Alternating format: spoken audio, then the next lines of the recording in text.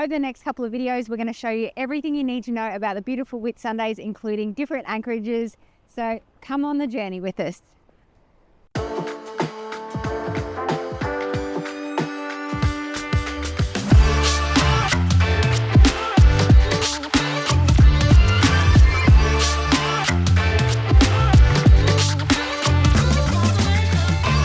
Coming to you from the beautiful Whitsundays. We've just arrived at the Airlie Beach marina.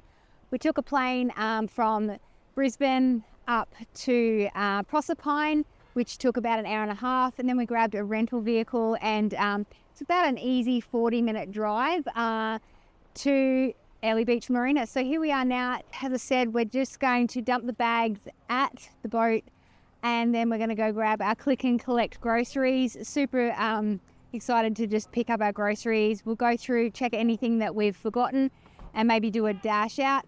Tonight we're going to actually stay in the marina, and then tomorrow morning at 8:30 they give us a briefing, and then they're going to set us out into the beautiful Whitsundays. So we'll keep you updated, but here we are, beautiful Airlie Beach marina. So we're just making our way down now to the boat. And it's a beautiful big marina. Lots of stunning boats, lots of eye candy, beautiful weather. So the next 8 days, we're expecting this type of weather. We've really picked a great week to come up here, outside peak season. So we'll give you a rundown of all the costs of hiring this boat and everything to set up. These gorgeous boats come up from our stomping ground.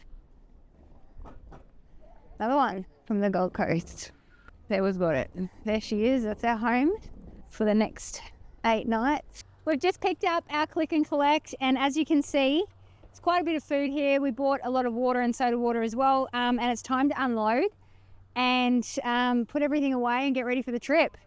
I think these guys have got it. They're doing a very good job. Well done. So we have some provisioning chaos, trying to find the spots for everything, which, as we've been on the boat for a little bit longer, we'll definitely know where everything goes. But for the minute, we have 2 fridges inside here. It's quite warm inside, and 1 freezer just next to Brooke there.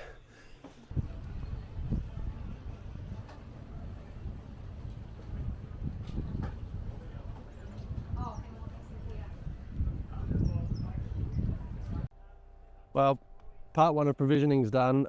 Everything's kind of just thrown into fridges. It's not terribly well organised, but we think we've done fairly well with provisioning. There's quite a small list of things we're going to have a look at to get in the morning, but the briefing starts at 8:30, so we don't have a lot of time to muck around. Sun setting, we've got some nice clean clothes on, and we're going to go get some dinner. So that's really the conclusion of getting onto the boat, and this is the sort of free night we got before our charter even started. So technically, even on the list of things that you can buy, this costs a few $100s, but they gave it to us for free, so that's sweet. So we're going to be staying at the marina tonight. We're going to head up to dinner somewhere up there, and we'll catch you in the morning. Welcome to day 2. We A little bit. All right, day 2.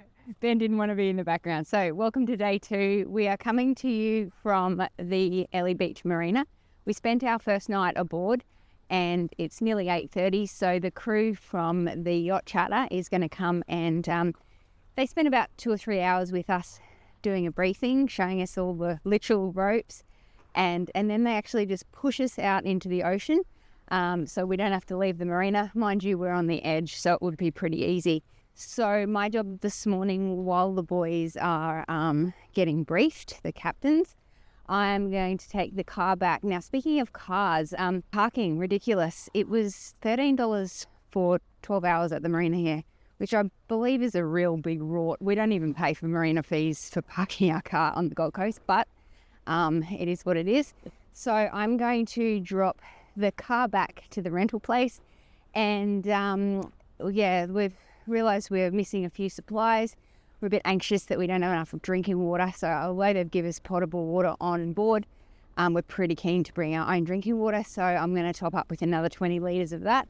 Predicted weather today is, as I said, not light northeasterlies, and it's currently about 25 degrees, and I think it's a top of 30. Okay, tip 1 is bring an extra pair of sunglasses. So I've already broken a pair of sunglasses, and lucky we're still on land, I'm going to make a quick trip to the shop and grab an extra pair. These ones are a little bit more expensive and I don't want to throw them around.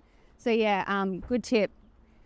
A couple of pairs of sunglasses, they can all easily go off board, and I really couldn't last without sunglasses for 8 days. So yeah, there's my helpful tip for the day. Whilst we're waiting for the briefing to start, we're getting a last good coffee in, and also I've just made a chili. The main reason for that is we could get rid of a lot of rubbish, so a few cans of beans, some mince, and all the other bits of rubbish that we can now get off the boat, so we don't have that to drag around with us for the entire week. We're going to get some storage containers, and we can either freeze that or put it in the fridge for another day's use. We're just sort of playing around, getting used to everything, and then we're going to get a briefing in about half an hour, so that'll be pretty fun, and then we are out of here. Or tide, so you know where to find them. So it's going to be Chute Harbour. With the Chute Harbour, and Chute Harbour is just over here, so that's the area back there. So that's your tides. Our tide's fairly... Yeah, there's a few minutes difference. Yeah, nothing worse. That's all right, because I've got the secondary ports hitch. Oh, but I'm nerding out on this stuff. It's a bit of a mental exercise. very organised. Now, the rule at 12. So we've got the all-important trying on of the stinger suits happening, and trying on of the snorkels here. So this is our lovely mentor, Frank. Connect with the microphone there, please. This is the lovely Frank, and this is the sexy husband trying on the stinger suit so we don't get bitey-biteyed. We've got Ben doing the same. Yes. So here we go. We've just closed all the portholes and we're about to push off from the marina for the first time. We're just checking all the lines, pulling all that off. So Frank is going to come on board with us, and then he goes off in his dinghy. So we'll just have a look what's going on over here. Because I'm thought to you, Twitter. Yeah.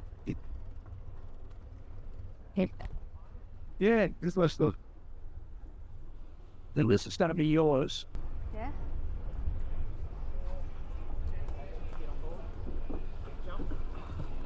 Okay, can let it go.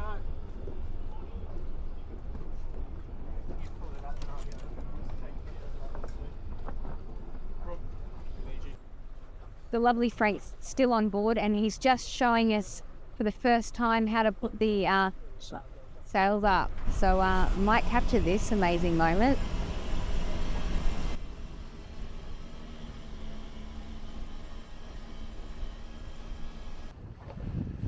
So we're just going through the Whitsunday Passage, and we're on our way to Nara Inlet. We're just transiting the passage, and we've timed it really well. We're through no real fault of our own. After we did the briefing, we headed out. We've just done a few things with the boat, just trying to get more used to it. But as you can see, we've got the Genoa up, the jib, and we're motor sailing, so we've got the motors still on. Everyone's back over there. Yeah, we're starting to feel a bit more comfortable on the boat, and we've got a lovely northeast just on our nose over here, sort of northeast, and so we should have a really good night at Nara. That is the plan for our first night out at anchor. We're just getting set to come into the inlet of Nara Inlet, the actual little entrance, and it's a bit narrow. It's not too bad at all, but this is one of the marked ones. So we've got lateral markers here. We've got fan on the helm back there. So I'm just going to be up here looking for any bombies, but we've just had a couple of boats go through in front of us, so we should definitely be fairly well situated. We also have Bommy girl. Brooke is Bonnie Girl, looking out for any additional hazards, and it's going to be a bit tough to see, but we've got a portside lateral marker over here, and the starboard one somewhere over there. I can't see it very well. The tide is coming in, so actually the tide's flowing up the inlet, so we've even got a little bit of a push up. Inlet's just up there, that's south back there, so any southerly will come in here, but for northerlies, any type of northerly, easterly, westerly, all those directions, this is a perfect inlet. And they even say for some of the southerlies, it'll work fine. So that's the top of Nara Inlet. Don't know if there's enough room for us, so we're just doing a spin around and we're going to anchor in between these two guys back over here.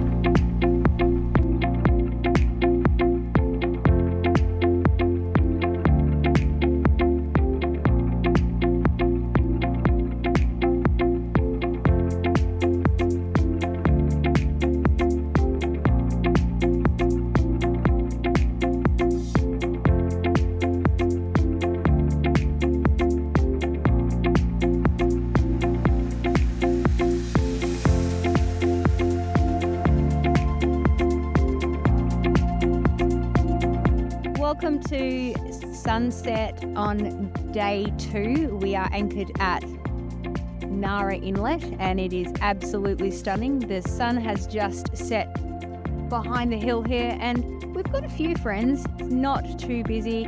The birthday steak is on the barbecue for the special birthday dinner. If you want to know any information about Nara Inlet, all the anchorage information, check out our other video soon to be released. And one thing is that we learnt, our trusty guide Frank said do not swim here under any circumstances, and interestingly we were just sitting out on the deck here and we saw a shark flapping around eating its prey. So yeah, we will not be dipping our big toe in.